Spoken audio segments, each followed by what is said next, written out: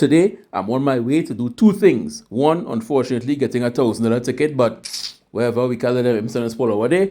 Number two, I'm on my way to do a car review. The owner said that this car has such acceleration, it's going to blow my mind. So I had to go and see it in person, especially given the type of badge it has, because in the automotive world, we have certain car badges that strike fear into the hearts of some and garner nothing but admiration and praise from others. For example, we have Mercedes AMG line, then we have Audi's RS line, both of them legendary in their own right. No one can say otherwise. And then we have BMW's M line. And today, I have the pleasure of reviewing a true BMW M series vehicle, the all-electric BMW I4 M50 Grand Coupe. Yes, that is the whole name. Now, this vehicle has a lot to prove, given the fact that this isn't just a normal electric vehicle. It is wearing the M badge, which means it is geared towards driving enthusiasts, people who care about performance and driving dynamics and how the vehicle feels and operates. There's a bond between driver and vehicle. So converting that from internal combustion gasoline engines over to electric is going to garner a lot of hate. So let's run down the figures and see how this vehicle stacks up. Spoiler alert, all the numbers are mind-boggling. For example, it has 536 horsepower with 586 foot-pounds of torque and can go from 0 to 60 miles per hour in 3.7 seconds. And providing all that power, no, it's not super, not premium, again all electric, it's an 83.9 kilowatt hour battery, producing a max output of 400 volts and can get you a range of an estimated 580 kilometers. Now, just to put into perspective how large that 83.9 kilowatt battery is, the Kona EV is only 39.2 kilowatt hours. The Ioniq 5 is only 58 kilowatt hours, and a Tesla Model 3 is 60 kilowatt hours. This one has 83.9 kilowatt hours. But listen to this even greater mind-boggling number. This M50 weighs 5,048 pounds, which means this car weighs more than a Honda Vezel, which is only 2,976 pounds. It even weighs more than a Hyundai Tucson, which is 4,629 pounds. And get this, it weighs more than a 2024 GX 2.8 diesel 6-speed automatic Toyota Prado, which comes in at 4,938 pounds. Now, there are heavier Prados out there, but the base model, this particular model I'm talking about, is actually lighter than this sedan. And what is more mind-boggling is that even though this heavy behemoth weighs more than a Toyota Prado, BMW was somehow able to get it from 0 to 60 miles per hour in 3.7 seconds. That blows the mind. Something this heavy should not be able to move as nimble and as quickly as this vehicle does. But more on that when we get to the driving portion of the video, because you all will be surprised as well. For now, let's take a closer look at the M50, starting with the front. The first thing you notice, yes, the elephant in the room, the divisive kidney grills. Some like them, some don't like them. Personally, I find it oversized. However, on this smaller vehicle, it actually looks decent. It could pass. Now, again, electric vehicle, it doesn't need any airflow. There's no radiator in front here. So this grill doesn't allow air through. It's just one solid piece. As a matter of fact, most of the grills you see to the front and the side don't let air through. Now, the thing about it is, this vehicle has a gas version to it. And most of the things carried over from the gas version, even though they are not needed here. For example, all these grills and vents at the side here would be functional vents in the gas-powered version. But because electric vehicles need less airflow to the front than gas-powered vehicles, these vents are not really functional. They're just there to make the vehicle look more muscular. It's more aesthetic than function in this case, because airflow in an electric vehicle will just create drag and reduce your fuel economy. Not like you really care about fuel economy in a vehicle like this to begin with, but let's just say you are one of those people who buy a performance vehicle to cruise down the highway. Now, one more addition. This vehicle sits really low and it has adaptive suspension. So in comfort, the suspension is a bit more compliant. But in sport mode, it stiffens up. Everything in the vehicle just stiffens up and becomes more sporty. And then you get a sense for what true sporty driving really is. It isn't just harder suspension. It's everything becomes more dynamic as you drive the vehicle.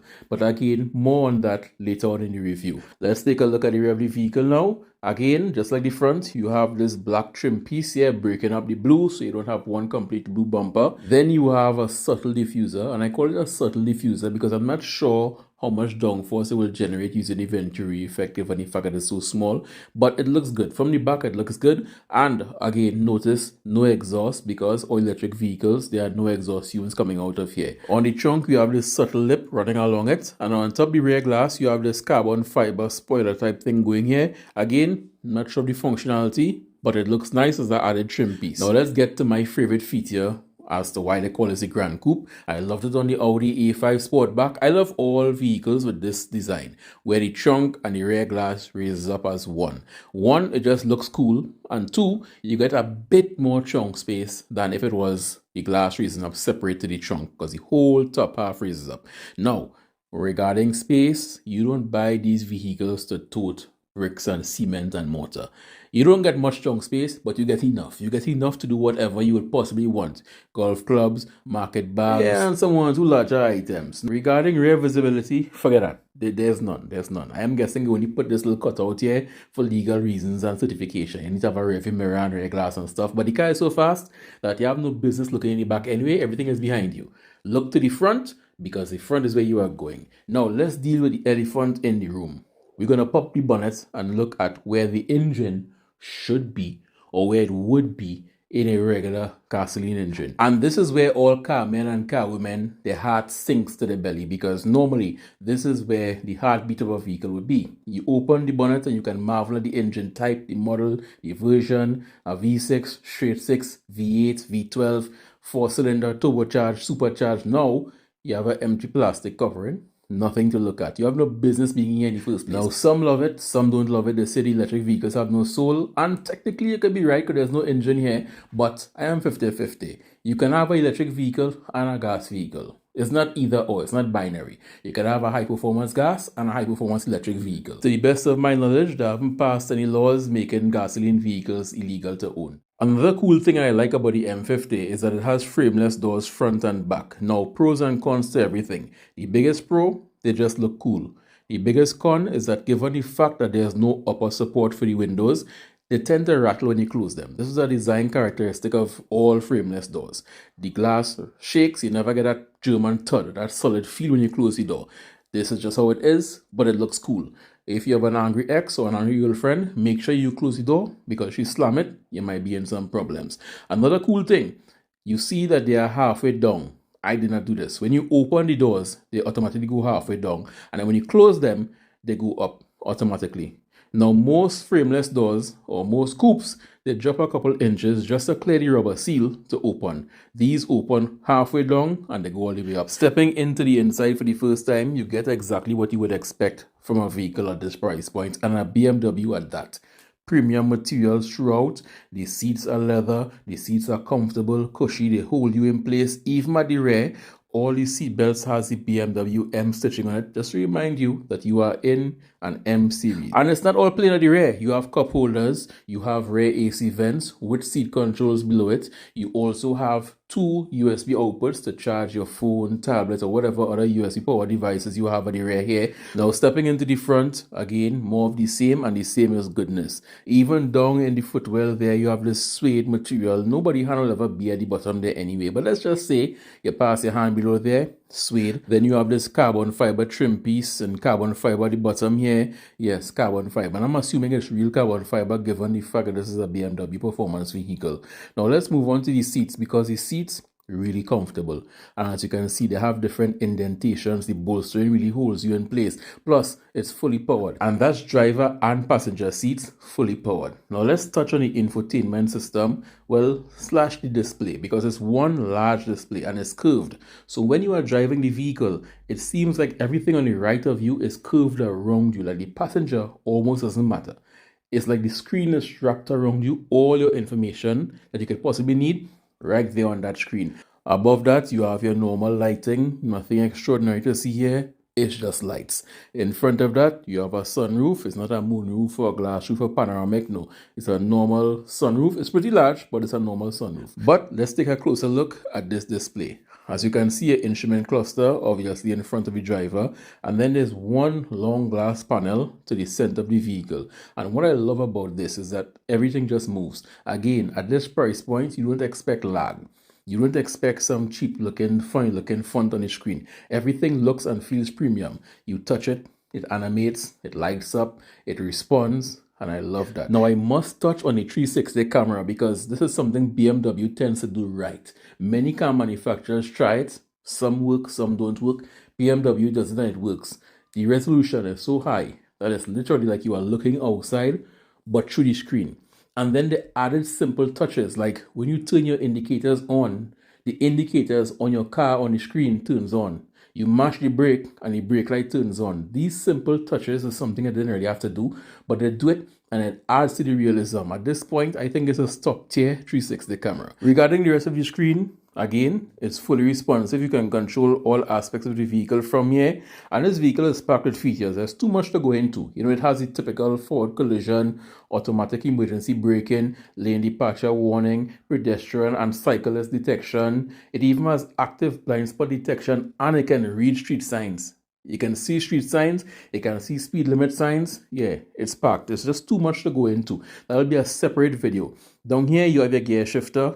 Pretty normal, again, shift by wire, so it doesn't really go anywhere, it just rocks back and forth. Then you have your start-stop button. You have other buttons like comfort, eco, sport driving modes. Then you have your iDrive interface. You don't have to touch the screen. You can just pass your hand over it. It's touch sensitive, so you pass your hand over it. You can turn the dial, you push down to select. And over the years, they've perfected it so much that you don't even have to take your eyes off the road. If you know your vehicle, you can control everything just by feel alone.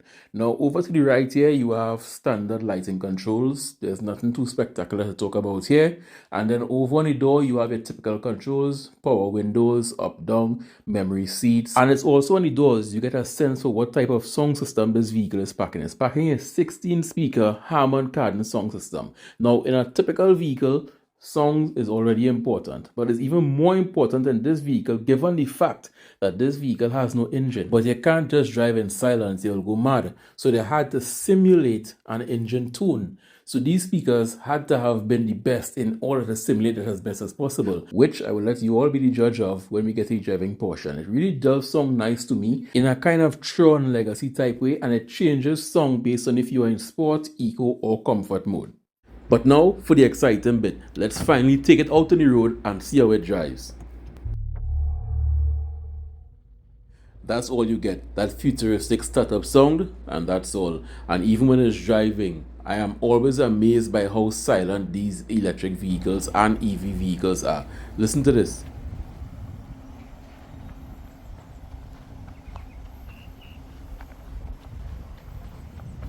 If one of these were to crawl past you silently at the mall's car park or the groceries car park, you wouldn't believe to yourself that this was a performance sports car, but it is. It's one of those vehicles that you actually look for road to drive. It needs road, it needs wide open roads. And this is where we're going to take it out on the road and see how it drives. Because when you are driving it every day, like I'm doing it now, just on the back roads, over humps, through bumps and stuff, you really don't get a sense for how heavy this vehicle is. Being 5,048 pounds, you would expect something with that much mass to show its mass. In sport mode, you do feel the mass. You do feel like, hey, this vehicle is solid. But that's because everything firms up. The suspension, it has adaptive suspension, also known as pneumatic suspension. It firms up and it becomes firmer. So you actually feel every bump. But that's when you're in sport mode. In sport mode, that's for one thing. Quick driving. It's not for comfortable driving. But I want to give you a tease of what's to come. Look at the speed and look at the, well, what would normally be the RPM gauge to the right hand side of it. Look how easy this vehicle climbs from whatever speed to whatever speed. Before you know it, you just blip the throttle and you're already at 60. You blip the throttle and you're up to 50. It wants to go. It yearns for speed. Even when you are in comfort and not in sport, you just touch the accelerator pedal and you're already up to speed.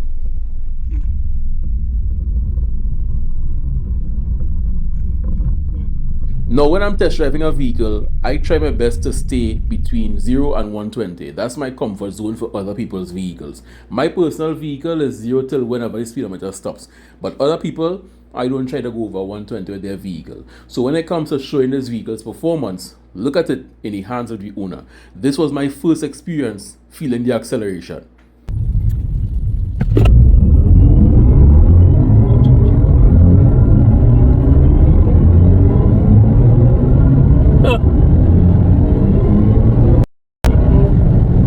That is too much power. That is too much power. There are no words that I can use to describe that feeling. Getting all 500 plus Newton meters of torque instantly. It's almost as if you got kicked by somebody 10 times your size, and rather than it being multiple kicks, it's one long constant kick. So you got kicked, boop, and you kept getting pushed forward by that one kick. That's how it feels. You are literally pressed into the seat.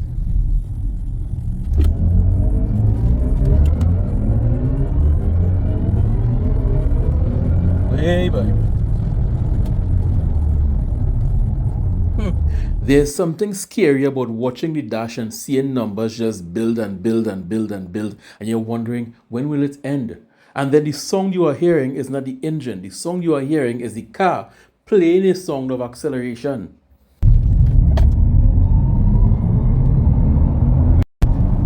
Yeah, boy. Nah, car shouldn't be this fast. This is criminal. This vehicle just isn't for everyone. It's also not for me, because the level of responsibility one must have to wield this level of power. I must be honest with myself and say I am not there yet. Maybe might get there one day, but I'm not there yet right now. This vehicle is definitely not for me at this stage in my life. And I have to constantly remind myself that this vehicle is 5,048 pounds. It's heavier than a Toyota Prado. And it moves like it's a Porsche. It just accelerates. That electric power is just like instant. It's like you are here, then you are no longer here, you are gone. I am used to feeling G-forces under heavy braking, but never heavy acceleration like this before. This has to be what a fighter jet pilot feels when taking off. And what amazes me even more is that this vehicle is able to put down the power even in the wet. All 500 plus Newton meters of torque in the wet. This is one of those vehicles where I would recommend keeping traction control on always. Because with traction control off, you can run into problems really quickly. In the dry, in the wet, wherever you are driving, keep traction control on. The level of power is just too great for you to play hero. But I must say, this M50 really impressed me. I went into it not knowing what to expect. I have driven BMWs before and it drives like a BMW.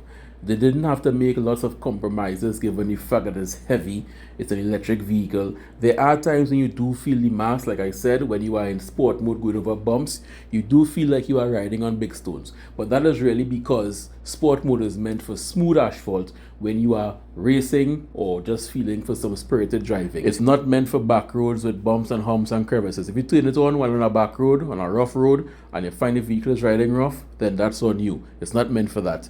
But I must say the M50 really impressed me. But the most impressive thing has to be the fact that they were able to get this heavy vehicle from 0 to 60 miles per hour in 3.7 seconds. I see now why electric vehicles are so addictive and more people are buying them. Sure, it doesn't have a heartbeat rumbling under the hood, it doesn't have an exhaust at the rear, but when it comes to sheer performance and putting a smile on your face, it sure does that. And to some people, driving a car that makes them happy is all that matters. Well, that and the fact that you can't catch it if it pulls off.